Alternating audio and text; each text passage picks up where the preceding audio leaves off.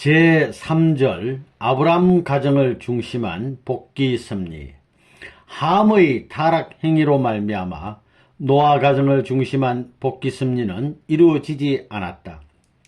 그러나 하나님은 그의 창조 목적을 완성하시려는 뜻을 절대적인 것으로 예정하시고 이루시는 것이므로 노아가 하늘을 대하여 충성했던 그 심정의 터전 위에서 하나님은 아브라함을 부르시어 그 가정을 중심한 복귀 섭리를 다시 하시게 되었던 것이다. 그러므로 아브라함은 노아 가정이 이루려다 못 이루었던 메시아를 위한 기대를 복귀하여 그 기대 위에서 메시아를 맞아야만 하였다. 따라서 아브라함도 먼저 믿음의 기대를 탕감복귀하고 그 기대 위에서 실체 기대를 탕감복귀하지 않으면 아니 되었던 것이다. 1. 믿음의 기대. 1. 믿음의 기대를 복귀하는 중심인물. 아브람 가정을 중심한 복귀 섭리에 있어서 믿음의 기대를 복귀해야 할 중심인물은 바로 아브람이었다. 그러므로 아브라함은 하나님이 노아를 중심하고 이루려 하셨던 뜻을 계승하여 이루기 위한 중심인물로 세워졌던 것이다. 따라서 아브라함은 노아의 노정을 위하여 세워졌다가 함의 범죄로 말미암아 사탄에게 내주게 되었던 모든 조건들을 탕감복귀한 입장에 서지 않으면 노아를 중심한 뜻을 계승할 수 없었던 것이다. 노아가 첫째로 사탄에게 내주었던 조건은 아담으로부터 노아까지의 10대와 심판 40일 기간이었다. 그러므로 아브라함은 그 10대와 함께 그 10대가 각각 심판 40수를 탕감복귀한 입장에 서지 않으면 안 된다.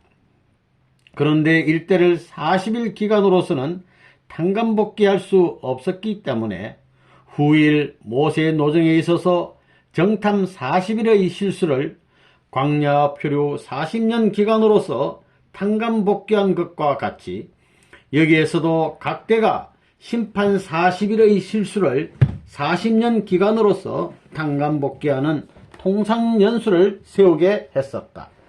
그러므로 하나님은 노아로부터 10대에 걸친 400년 탕감 기간을 경과한 후에야 비로소 노아 대신으로 아브라함을 세우셨다.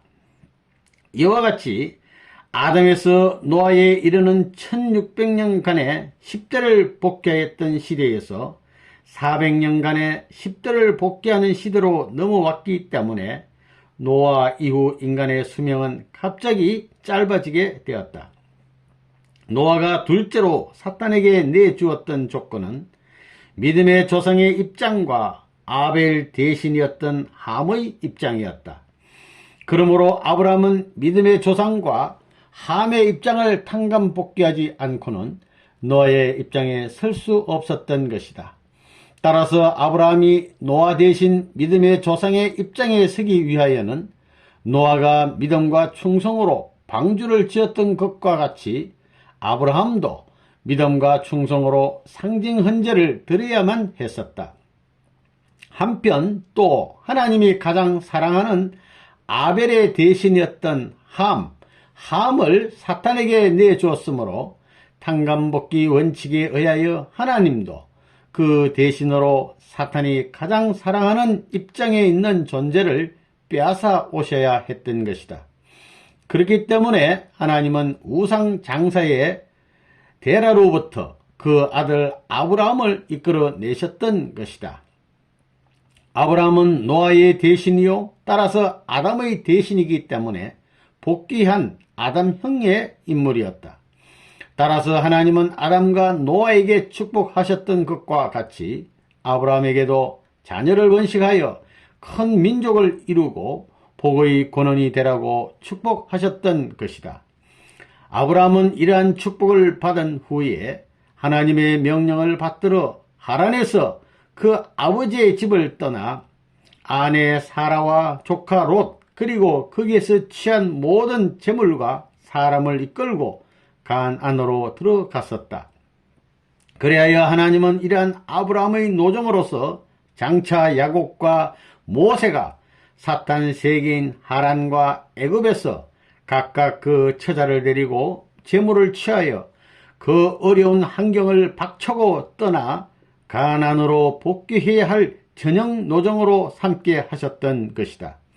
그리고 이 노정은 또 장차 예수님이 오셔서 사탄 세계의 모든 인간과 만물 세계를 하나님의 세계로 복귀해야 할 전형 노정을 예시한 것이 되기도 하였던 것이다.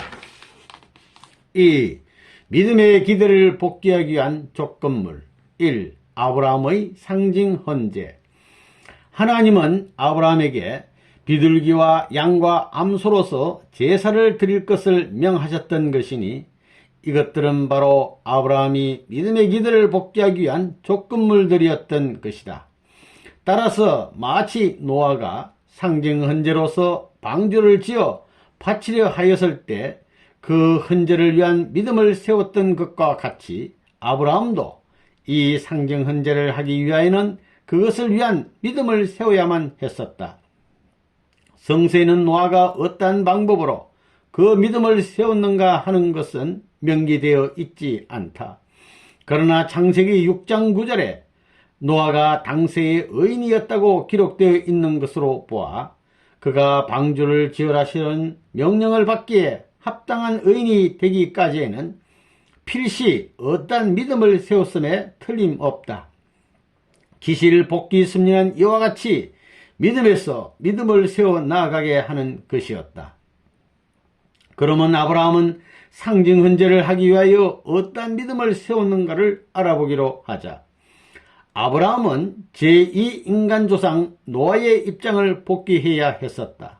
따라서 그는 또 아담의 입장에도 서야 했기 때문에 그는 상징 헌재를 하기 전에 아담 가정의 입장을 복귀하는 상징적인 탕감 조건을 먼저 세워야 했던 것이다. 창세기 12장 10절 이하의 성구에 의하면 아브라함은 기근으로 인하여 애굽으로 내려갔던 일이 있었다. 그리고 거기에서 애굽 왕 바로가 아브라함의 아내 사라를 취하고자 하였을 때 아브라함은 그와 부부관계라고 하면 자기를 죽일까 두려워하여 미리 짠 바 계획대로 자기의 아내인 사라를 누이라고 말하였던 것이다. 이렇듯 아브라함은 그의 처 사라를 남매의 입장에서 바로의 아내로 빼앗겼다가 하나님이 바로를 징계하시어 다시 그 아내를 찾아오는 동시에 데리고 갔던 조카 롯과 많은 재물을 취해가지고 나왔었다. 아브라함은 자신도 모르는 가운데서 아담 가정의 입장을 탕감복귀하는 상징적인 조건을 세우기 위하여 이러한 섭리 노정을 그려야만 했던 것이다. 아담과 헤아가 미완성기에서 아직 남매와 같은 입장에 있었을 때에 천사장이 헤아를 빼앗아감으로 인하여 그의 자녀들과 만물세계까지 사탄의 주관하에 속하게 되었었다. 따라서 아브라함이 이것을 탕감복귀하기 위한 조건을 세우려면 위에서 밝힌 바와 같이 남매와 같은 입장에서 처 사라를 사탄의 실체인 바로에게 빼앗기었다가 그의 처의 입장에서 다시 그녀를 찾아옴과 동시에 전 인류를 상징하는 롯과 만물 세계를 상징하는 재물을 찾아오지 않으면 아니 되었던 것이다. 아브라함의 이러한 노정은 후일에 예수님이 오셔서 그러야 할 전형 노정이 되는 것이다. 아브라함은 이와 같은 탕감 조건을 세운 후에야 비로소 비둘기와 양과 암소로서 상징 헌재를 할 수 있었던 것이다. 그러면 아브라함의 상징 헌재는 무엇을 의미하는가? 아브라함이 믿음의 조상이 되기 위하여는 원래 하나님이 믿음의 조상으로 세우려 하셨던 노아와 그 가정의 입장을 탕감복귀하지 않으면 아니 되었던 것이다. 따라서 그는 아담과 그 가정의 입장에도 서야 했었기 때문에 아담 가정에서 가인 아벨의 헌재를 중심하고 복귀하려 했던 모든 것을 탕감복귀할 수 있는 상징적인 조건물을 바쳐야 했던 것이다. 나아가 그는 또 노아 가정이 방주를 중심하고 복귀하려 했던 모든 것을 탕감복귀할 수 있는 상징적인 조건물을 하나님 앞에 합당한 제물로 바쳐야 했었다. 이러한 상징적인 조건물로 바친 것이 바로 아브라함의 상징 제물이었던 것이다. 그러면 아브라함이 상징 제물로 바쳤던 비둘기와 양과 암소는 과연 무엇을 상징하였던가? 이 세 가지의 상징 제물은 3단계의 성장 과정을 통하여 완성되는 천주를 상징하는 것이었다. 그 중에 비둘기는 소생을 상징하였던 것이다. 예수님은 구약 섭리의 완성자, 곧 소생 섭리의 완성자로 오셨었다. 즉 예수님은 비둘기로 표시된 소생 섭리의 완성자로 오셨기 때문에 그에 대한 표징으로서 요단강에서 요한에게 세례를 받으실 때에 하나님의 신이 비둘기 모양으로 그 위에 임하셨던 것이다. 한편 또 예수님은 아브라함의 재물 실수를 복귀하려고 오신 분으로서 먼저 사탄이 침범했던 그 비둘기를 복귀한 입장에 서야 하셨기 때문에 하나님은 비둘기로서 그가 소생 구약 섭리 완성자로 오셨음을 보여주셨던 것이다. 다음으로 양은 장성을 상징한다. 예수님은 아브라함의 재물 실수를 복귀하려고 오신 분으로서 비둘기로 표시된 모든 것을 복귀한 구약시대의 기대 위에 양으로서 표시된 모든 것을 복귀해야 할 장성 신약 섭리의 출발자이시기도 하였던 것이다. 그렇기 때문에 예수님이 세례 요한에 의하여 비둘기로 표시된 소생 섭리의 완성자라는 증거를 받으신 후 어느 날 세례 요한은 또 예수님이 걸어오시는 모습을 보자 보라 세상 죄를 지고 가는 하나님의 어린 양이로다 라고 함으로써 예수님이 장성 사명 출발자이심을 증거하였던 것이다. 다음으로 암소는 완성을 상징하였다. 사사기 14장 18절을 보면 삼손이 수수께끼에 문제를 냈을 때 블레셋 사람들은 삼손의 아내로 하여금 삼손을 꼬여 그 내용을 탐지해 내게 함으로써 그것을 푼 일이 있었는데 그때 삼손은 너희가 내 암송아지로 밭갈지 아니했으면 나의 수수께끼를 능히 풀지 못했으리라고 말하였다. 이와 같이 삼손은 아내를 암소로 비유하였던 것이다. 예수님은 전 인류의 신랑으로 오셨기 때문에 그가 재림하실 때까지의 성도들은 오시는 신랑 앞에 신부가 되어야 한다.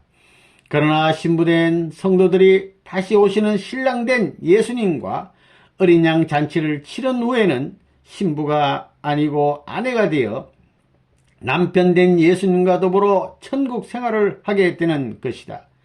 그렇기 때문에 예수 재림 이후의 완성 성작 시대는 아내의 시대요 따라서 암소의 시대임을 알아야 한다. 그러므로 암소는 곧 왕성을 상징하는 것이다. 많은 영통인들이 이때가 소의 시대라고 계시받는 이유는 바로 여기에 있는 것이다. 그러면 이 삼재물은 또 무엇을 탕감복귀하는 것인가? 아브라함은 그의 상징 헌재로서 일찍이 아담과 노아의 각 가정을 중심한 섭리에서 그들이 상징 헌재로서 탕감복귀하려다가 사탄에게 내주었던 모든 것을 재탕감복귀하는 동시에 또 그들이 실체 헌재로서 탕감복귀하려다가 실패하여 사탄에게 내주었던 모든 것을 재탕감복귀할 수 있는 상징적인 탕감 조건을 세워야 하였다. 따라서 아브라함의 상징 헌재는 아담으로부터 노아, 아브라함 이렇게 3대에 걸친 종적인 섭리의 상징적인 탕감 조건을 그 3제물로서 일시에 행적으로 복귀하려 하였던 것이다.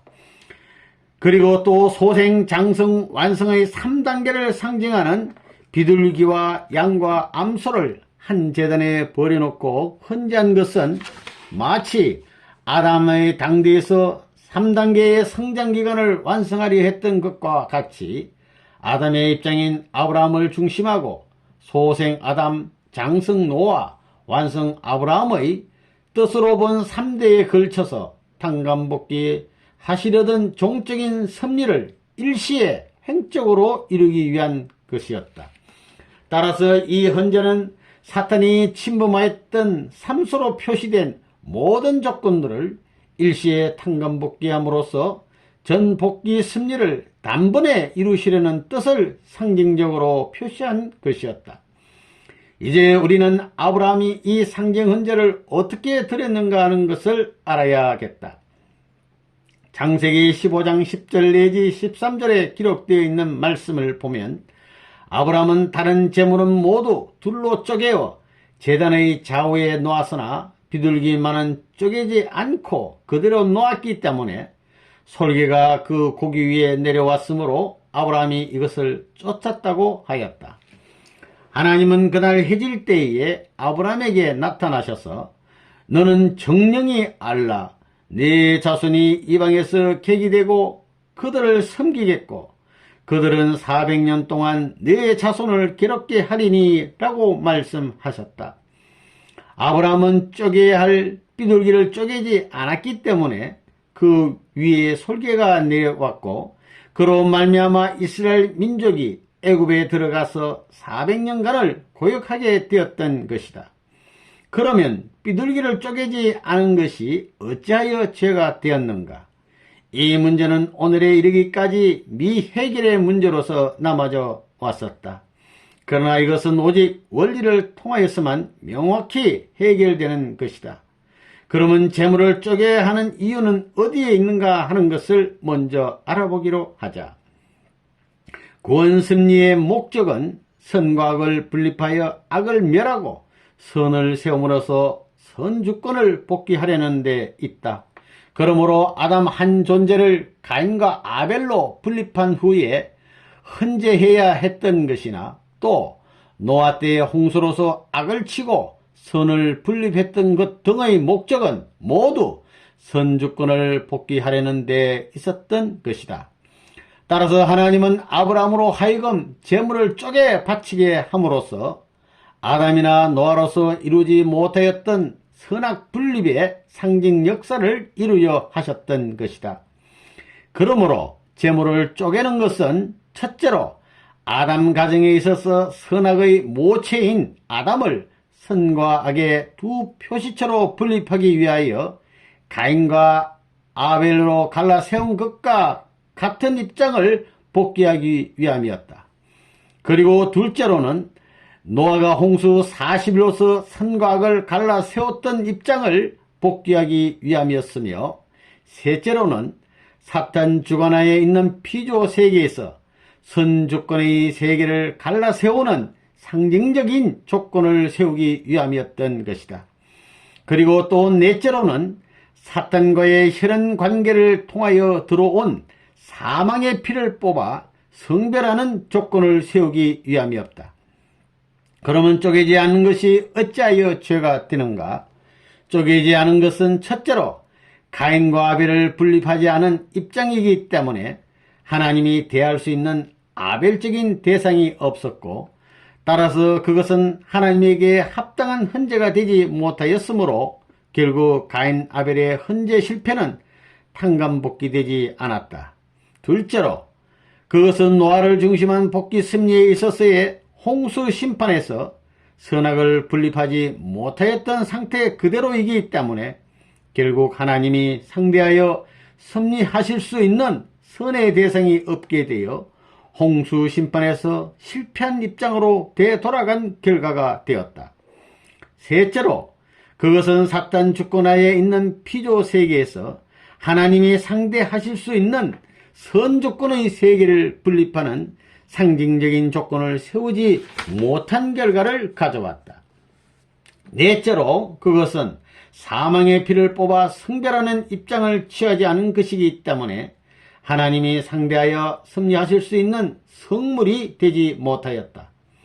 이와 같이 아브라함이 비둘기를 쪼개지 않고 바침으로 인하여 그것은 사탄 것 그대로를 바친 것이 되어 결국 그것은 사탄의 소유임을 다시 한번 확인하여 준 것과 같은 결과를 초래하고 말았던 것이다.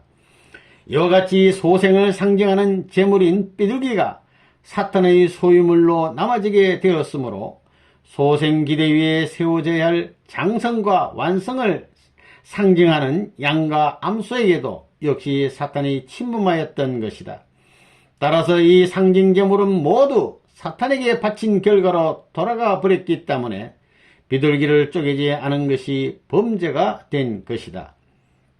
그러면 다음에는 상징제물에 솔개가 내렸다는 것은 무엇을 의미하는가를 알아보기로 하였다. 인간 시조가 타락한 이후 하나님이 세우시려는 뜻 앞에는 반드시 사탄이 따르게 되는 것이다.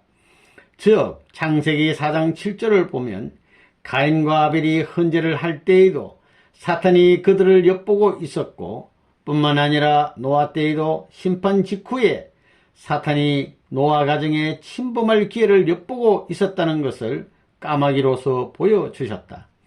이와 같이 아브라함이 상징 헌제를 할 때에도 그 제물에 침범할 기회만을 엿보고 있었던 사탄은 비둘기를 쪼개지 않은 것을 보고 곧 그 제물에 침범하였었다.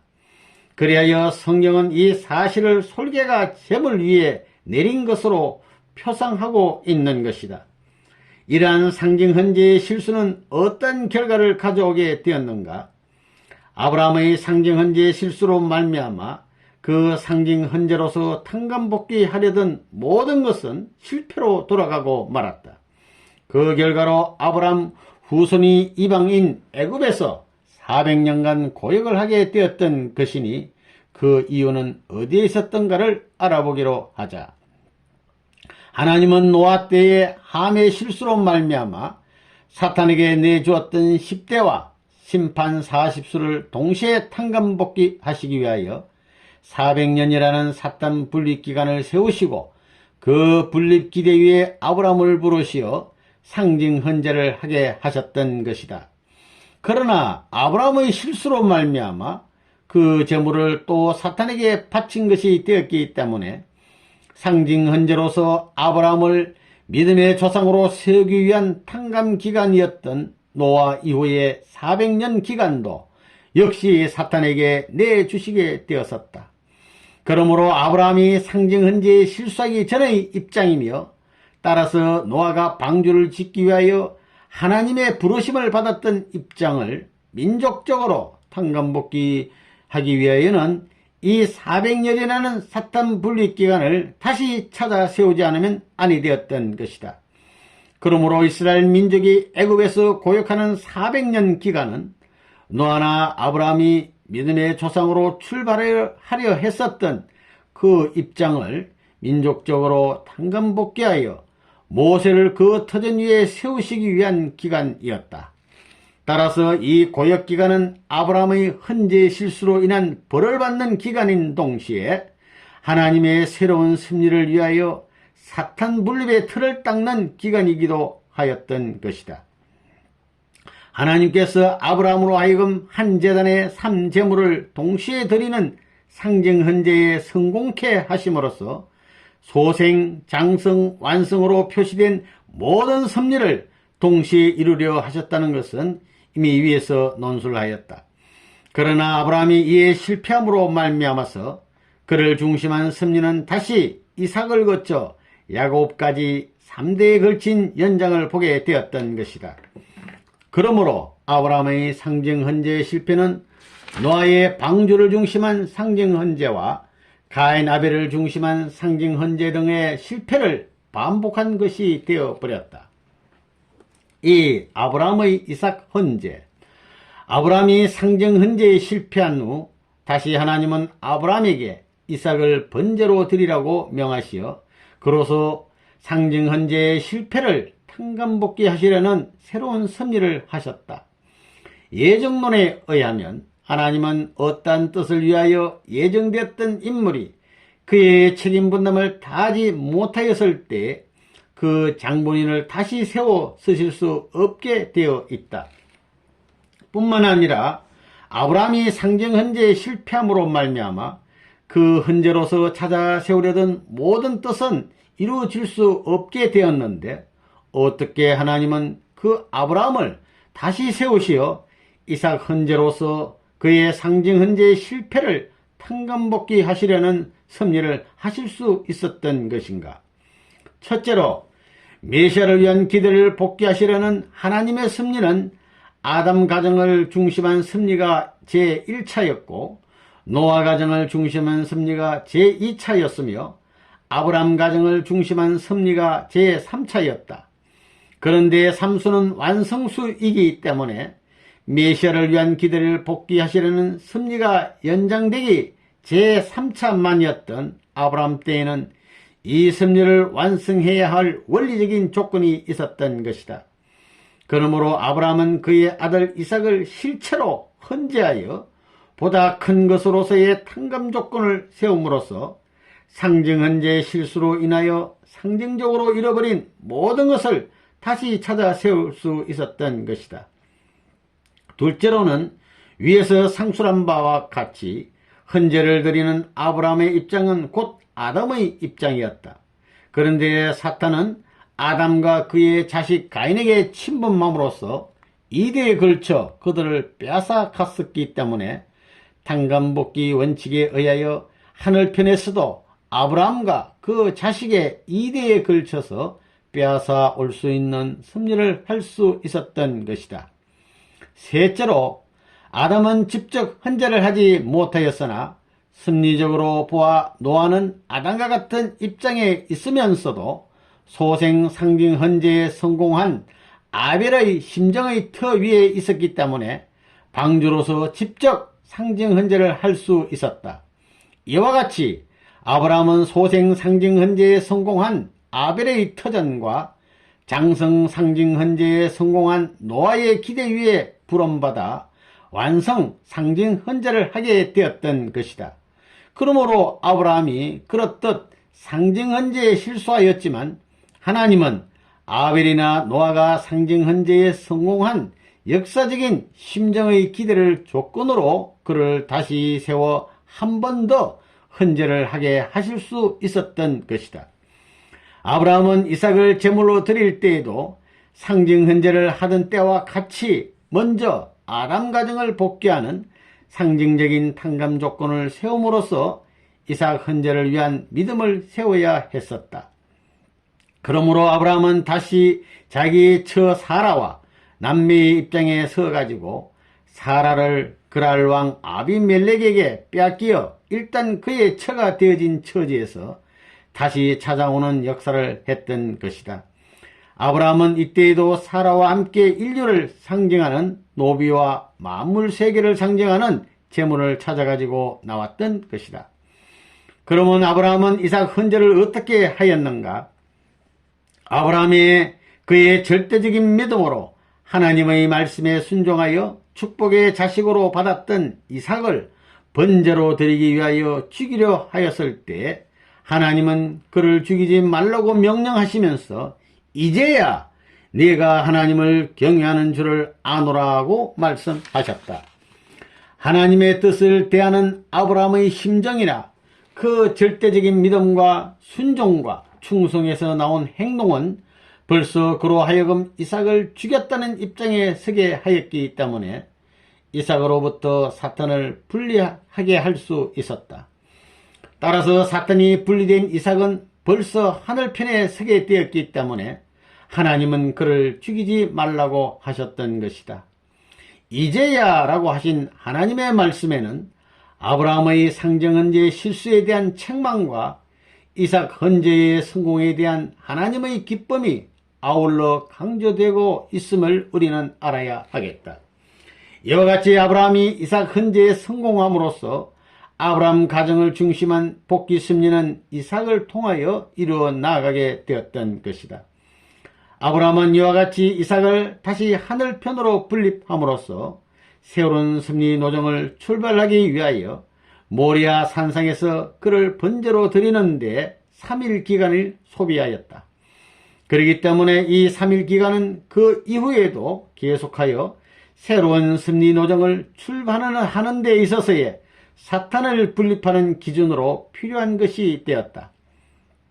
야곱도 하란에서 그 가족을 이끌고 가정적 가난 복귀 노정을 출발할 때에 사탄 분립의 3일 기간이 있었고, 모세도 역시 애굽에서 이스라엘 민족을 이끌고 민족적 가난 복귀 노정을 출발할 때에 사탄 분립의 3일 기간을 지난 후에야 홍해를 향해 출발하였었다.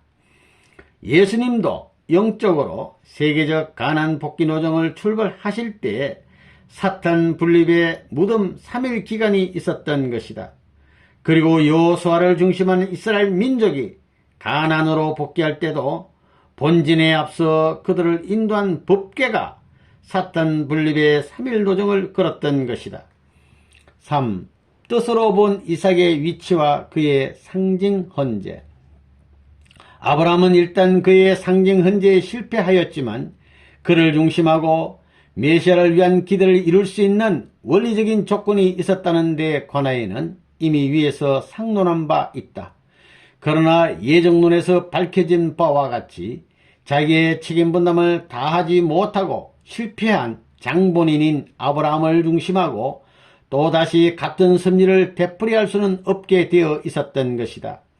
따라서 하나님은 상징 헌재에서 실패한 아브라함을 실패하지 않은 것과 같은 입장에 세워야 했던 것이고, 또 그로부터 연장된 복귀 섭리를 연장되지 않은 것과 같은 입장에 세워야 했었다.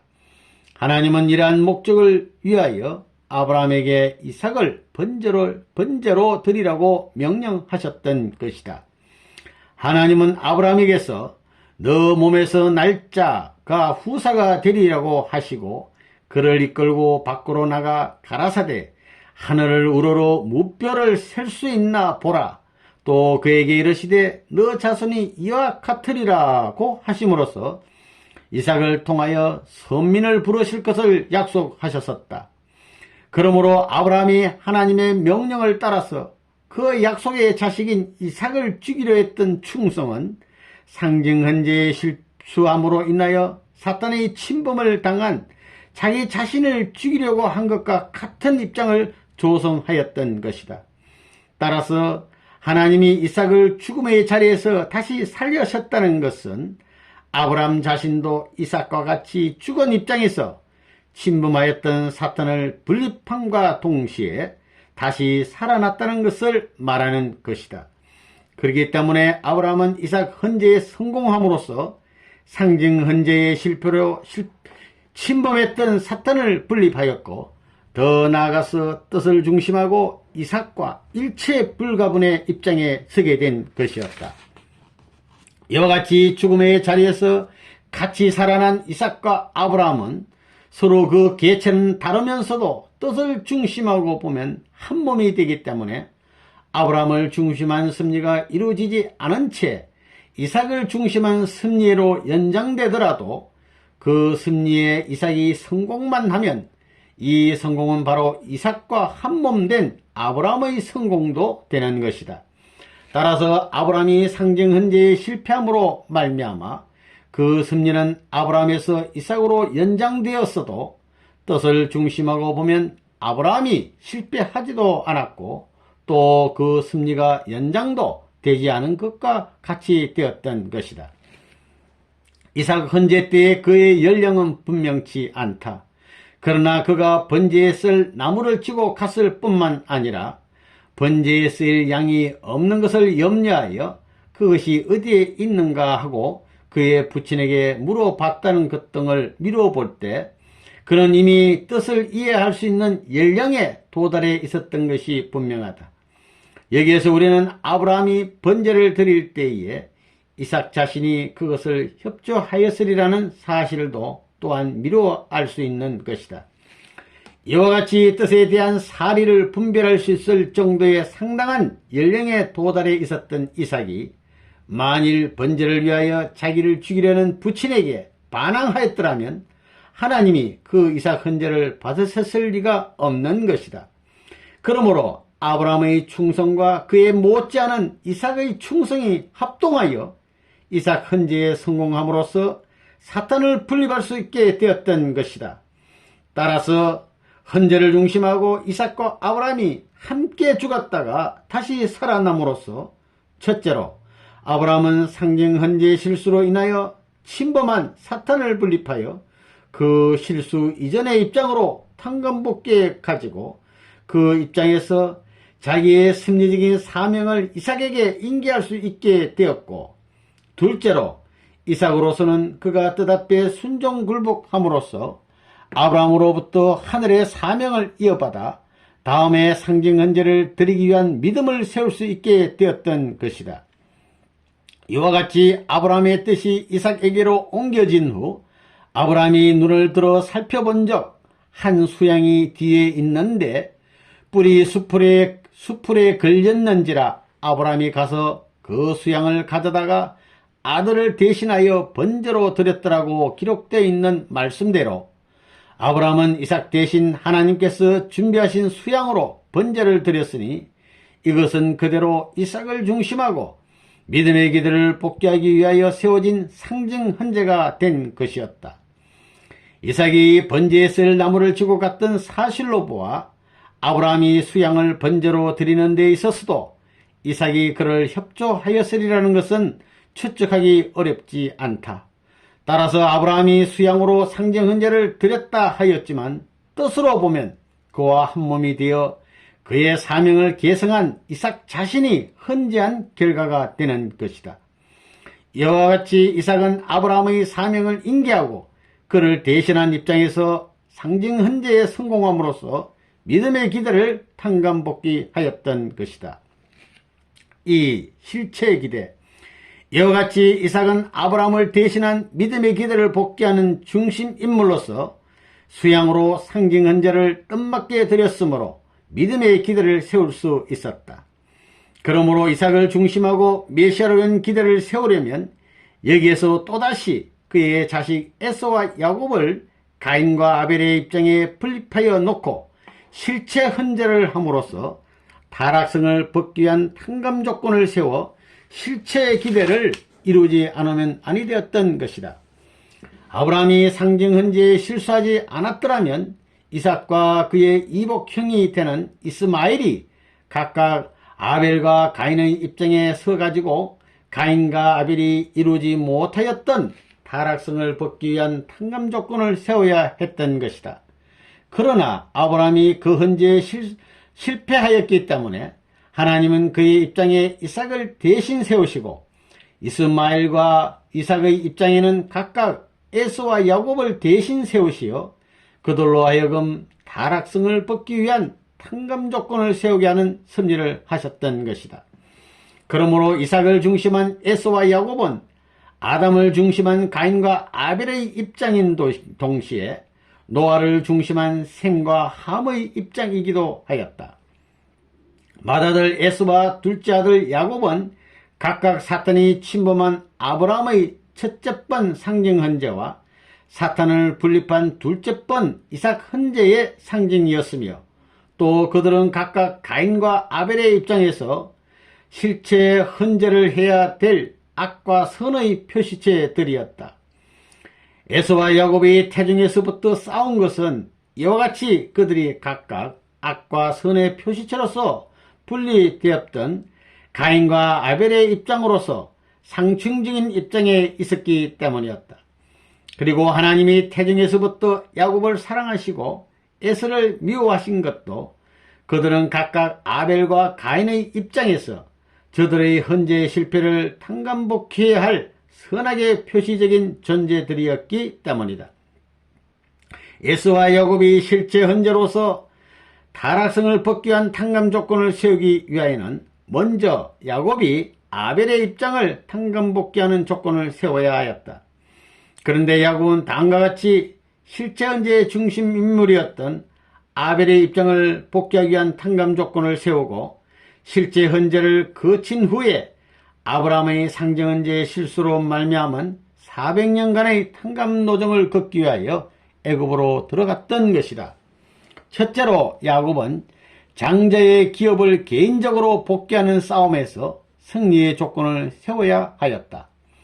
사탄이 하나님이 창조하신 필요세계를 장자의 입장에서 점유하고 있기 때문에 하나님은 차자의 입장에서 그 장자의 기업을 빼앗아 나오는 섭리를 하시는 것이다. 하나님이 장자를 미워하고 차자를 사랑하셨던 이유는 여기에 있다.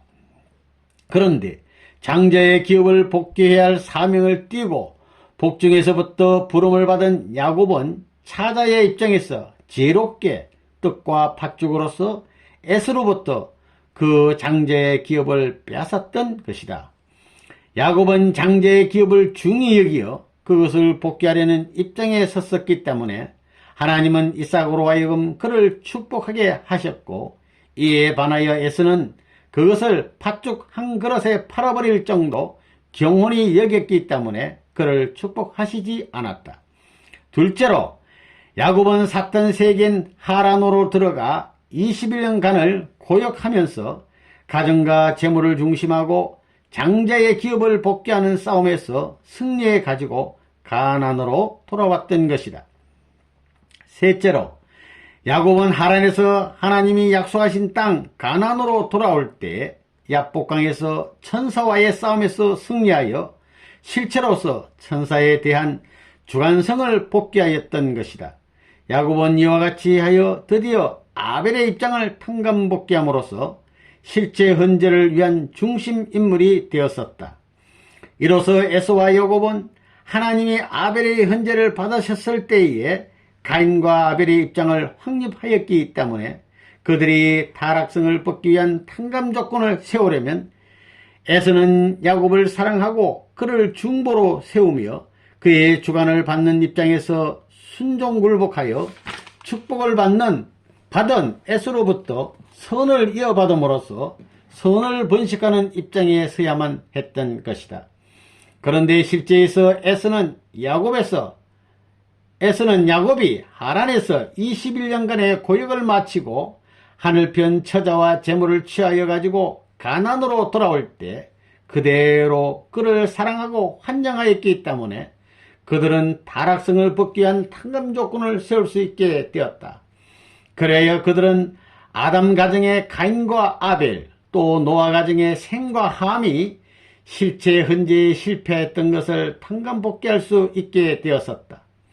이와 같이 에서와 야곱이 실체 헌재에 성공함으로써 일찍이 아담 가정으로부터 실체 기대를 탕감 복귀하여 나온 종적인 역사 노정을 아브라함을 중심한 복귀 승리 노정 중 이삭 가정에서 비로소 행적으로 탕감 복귀하게 되었던 것이다. 하나님이 에서를 태중에서부터 미워하셨다고 로마서 9장 11절 내지 13절에 기록되어 있으나 이와 같이 그는 야곱에게 굴복하여 자기의 책임 분담을 다 하였기 때문에 복귀한 가인의 입장에 설 수 있게 되어 드디어 하나님의 사랑을 받게 되었던 것이다. 따라서 하나님이 그를 미워하셨다고 기록되어 있는 것은 다만 그가 복귀 승리의 탕감 조건을 맞춰 나가는 데 있어서 사탄 편인 가인의 입장에 있었기 때문에 미움을 받을 수 있었던 그 입장을 두고 하신 말씀이었음을 알아야 한다. 3. 메시아를 위한 기대. 아담 가정에서부터 세우려던 메시아를 위한 기대는 복귀 승리의 중심 인물들이 그들의 책임 분담을 다하지 못하기 때문에 3시대에 걸쳐 연장되어 아브라함에까지 이르렀다. 그러나 이 뜻을 완성해야 할 아브라함이 또 상징 헌재의 실수함으로 인하여 이 뜻은 다시 이삭에게로 연장되었었다. 그런데 이삭 가정을 중심하고 믿음의 기대와 실체 기대가 이루어짐으로써 이때에 비로소 메시아를 위한 기대가 조성되었던 것이다. 따라서 메시아는 응당 이때에 강림하셔야 될 것이었다. 그런데 우리는 여기에서 메시아를 위한 기대를 중심하고 볼 때 메시아를 막기 위한 이 기대의 사회적인 배경은 어떠해야 될 것인가 하는 것을 알아야 하겠다. 타락 인간이 메시아를 위한 기대를 세워야 하는 것은 이미 사탄을 중심하고 이루어진 세계를 메시아를 위한 왕국으로 복귀할 수 있는 터전을 마련하기 위함이다. 그런데 아담 가정이나 노아 가정을 중심한 복귀 승리에 있어서는 그 가정을 침범할 수 있는 다른 가정이 없었기 때문에 메시아를 위한 가정적인 기대만 이루어지면 그 기대 위에 메시아는 오시게 되어 있었다. 그러나 아브라함 때는 이미 타락 인간들이 사탄을 중심한 민족을 형성하여 아브라함 가정의 대계라고 있었기 때문에 그때의 메시아를 위한 가정적인 기대가 이루어졌다 하더라도 그 기대 위에 바로 메시아가 강림하실 수는 없었다. 그러므로 이 기대가 사탄 세계와 대결할 수 있는 민족적인 판도 위에 세워진 후에야 비로소 메시아를 맞을 수 있었던 것이다. 따라서 아브라함이 상징 헌재에 실수하지 않고 실체 헌재에 성공하여 그때에 메시아를 위한 가정적인 기대가 이루어졌다 하더라도 그 기대를 중심하고 그 후손이 가나안 땅에서 번성하여 메시아를 위한 민족적인 기대를 조성하는 데까지 이르지 않고서는 메시아를 맞을 수 없었던 것이다. 그러나 그가 상징한 데에 실수하였기 때문에 이에 대한 벌로서 메시아를 위한 가정적인 기대를 조성한 이삭의 후손들은 고향을 떠나 이방에 들어가서 400년간을 고역하면서 민족적인 기대를 세워가지고 다시 가나안으로 돌아온 후에야 메시아를 위한 민족적인 기대를 조성할 수 있도록 되어 있었던 것이다. 그러면 아브라함의 상징 헌재 실수로 말미암아 그 후손에게 남아진 탕감 노정은 누구로부터 시작되어야 하였던가? 그것은 이삭이 아니고 야곱으로부터였다. 왜냐하면 위에서 이미 상론한 바와 같이 모든 탕감 노정을 중심적으로 그려야 할 인물은 실체 헌재의 중심 인물인 아벨 형의 인물이기 때문이다. 따라서 아담 가정에서는 아벨, 노아 가정에서는 함, 아브람 가정에서는 이삭, 그리고 이삭 가정에서는 야곱이 각각 그 가정의 탕감 노정을 중심적으로 그려야 했던 것이다. 특히 야곱은 메시아를 위한 기대 위에 선 아벨 형의 인물이었기 때문에 다음에 메시아가 그러셔야 할 사탄 분립의 전형 노정을 먼저 본보기로 그려야 했던 것이다. 그리하여 야곱 가정은 이삭 가정을 중심하고 세워진 메시아를 위한 기대 위에서 아브라함이 지은 죄를 담당하고 400년간의 탕감 노정을 걸음으로써 아브라함을 중심한 복귀 승리의 목적을 이루어야 했기 때문에 이삭 가정과 같은 입장에서 이 탕감 노정을 출발하게 되어 있었다.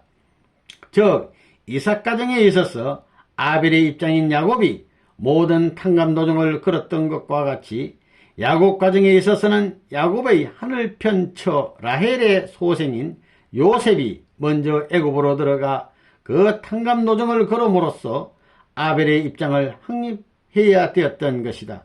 그러므로 요셉이 그의 형들에게 의하여 애굽으로 팔려가서 30세에 애굽의 총리 대신이 된 후에 그가 어렸을 때 하늘에서 몽시로서 예시해 주셨던 대로 먼저 야곱의 사탄편 처 레아의 소생인 이복 형제들이 그에게 가서 굴복함으로써 자녀들이 먼저 애굽 노정을 걷게 되었고 다음으로는 그의 부모가 같은 노정으로 인도되었었다. 그리하여 야곱 가정은 장차 메시아를 민족적으로 막기 위한 탕감 노정을 출발하게 되었던 것이다. 이와 같이 이삭을 중심한 섭리는 또 야곱을 중심한 섭리 노정으로 연장되었다.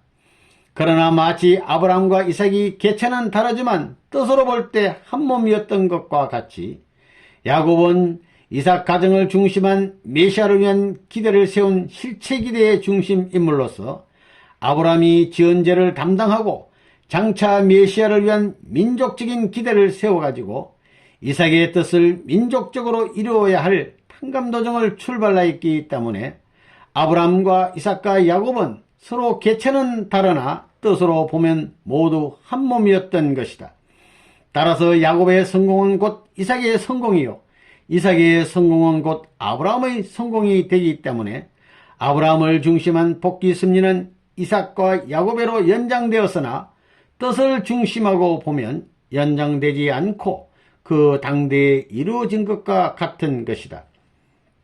나는 너 조상의 하나님이니 아브라함의 하나님, 이삭의 하나님, 야곱의 하나님이니라고 한 말씀을 보면 바로 이러한 섭리 노정에 입각해 볼 때 그들은 3대이면서도 뜻으로 보면 하나의 뜻을 공동으로 이룩한 선조들로서 일대와 같다는 것을 말해주는 것이라 하겠다.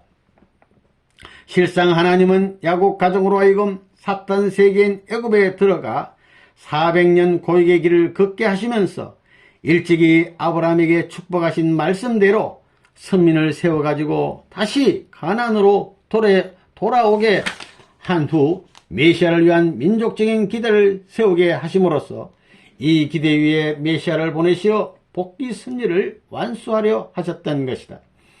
그러므로 이삭 가정을 중심하고 세워진 메시아를 위한 기대는 결과적으로 메시아를 위한 민족적인 기대를 조성하기 위한 탕감 노정의 출발 기대가 되었던 것이다. 따라서 아담으로부터 아브라함에 이르기까지의 2000년 기간은 결과적으로 다음 시대에 메시아를 위한 민족적인 기대를 세우기 위한 출발 기대를 조성하는 기간이 되었던 것이다. 아브라함의 상징 헌재의 실수로 인한 탕감도정을 담당한 야곱은 하늘 뜻을 위한 지혜로서 에서로부터 장자의 기업을 빼앗는 개인적인 싸움에서 성공하였고, 사탄 세계인 하란으로 들어가 그의 외숙부 라반으로부터 장자의 기업을 가정적으로 빼앗는 21년간의 싸움에서 성공하였다. 그리고 그가 하란에서 가나안으로 돌아오는 길에서는 또 천사와의 싸움에서 승리하여 인간 조상이 타락된 이후 타락인간으로서는 처음으로 천사에 대한 주관성을 복귀할 수 있는 탕감 조건을 세워 이스라엘이라는 이름을 받음으로써 선민현성의 기틀을 잡았던 것이다. 야곱은 이러한 노정을 걸어서 가나안으로 돌아온 후 비로소 타락성을 벗기 위한 탕감 조건을 세웠으므로 그는 사탄을 굴복시키는 전형 노정을 성공적으로 걷게 되었던 것이다. 이 전형 노정을 따라서 모세도 걸었고 예수님도 그러셨으며 이스라엘 민족도 또한 그러야 했기 때문에 이스라엘 민족사는 사탄을 민족적으로 굴복시켜온 그 전형 노정의 사료가 되는 것이다. 이스라엘 민족사가 복귀 승리 역사의 중심 사료가 되는 이유도 여기에 있다. 4. 아브라함을 중심한 복귀 승리가 우리에게 보여준 교훈. 아브라함을 중심한 복귀 승리는 첫째로 우리에게 뜻성사에 대한 하나님의 예정이 어떠하신가를 보여주셨다. 복귀 승리는 하나님의 힘만으로서는 이루어질 수 없고 인간 책임 분담이 합해져서야만 비로소 이루어진다. 따라서 하나님은 아브라함을 부르시어 복귀 승리의 목적을 이루려 하셨으나 그가 자기의 책임 분담을 다하지 못하였기 때문에 그 뜻은 이루어지지 않았던 것이다. 둘째로는 인간에 대한 하나님의 예정이 어떠하신가를 보여주셨다. 하나님은 아브라함을 믿음의 조상으로 예정하셨으나 아브라함이 그 자신의 책임 분담을 다하지 못하였기 때문에 그의 사명은 이삭을 거쳐 야곱에로 옮겨졌던 것이다. 셋째로 복귀 승리는 인간이 그의 책임 분담을 다하지 못할 때에 그 뜻은 필연적으로 연장되고 동시에 그것을 복귀하려면 보다 큰 것으로서의 탕감 조건을 세워야 한다는 것을 보여주셨다. 그러므로 아브라함으로는 동물을 제물로 바쳐서 이루어질 수 있었던 뜻이 그의 실수로 말미암아 사랑하는 아들 이삭을 제물로 바쳐서야 이루어지게 되었던 것이다. 넷째로는 제물을 쪼개는 것으로서 우리들도 각자를 제물로서 쪼개어 선과 악으로 분립해야 된다는 것을 보여주셨다. 신앙생활은 자신을 제물의 입장에 세워놓고 선과 악으로 쪼개어 하나님이 기뻐하시는 생축의 제물로 바치는 생활이다. 그렇기 때문에 우리가 항상 하나님의 뜻을 중심하고 자신을 쪼개지 않을 때에는 거기에 사탄이 침범할 수 있는 조건이 성립되는 것이다.